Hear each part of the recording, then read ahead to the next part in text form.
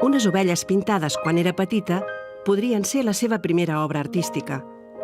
La Marta encara se'n recorda d'aquell dibuix. Ben aviat va saber que el que volia fer a la vida era pintar, però no semblava que ho tingués fàcil, doncs la seva era una família de metges.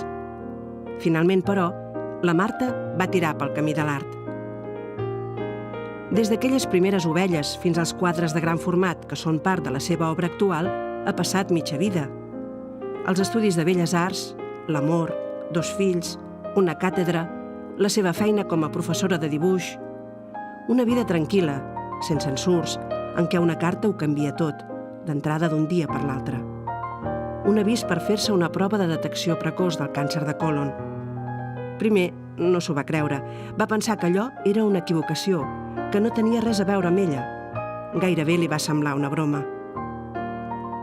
Ara la Marta té el pensament posat en què els controls surtin bé, en seguir amb els pinzells i les teles, en guanyar temps a la vida.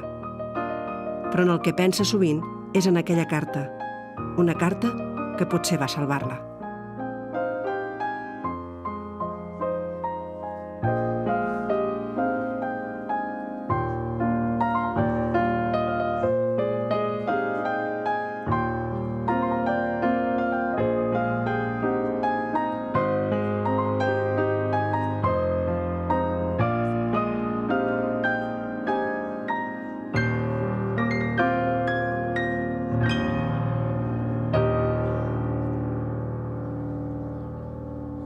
Marta, bona tarda.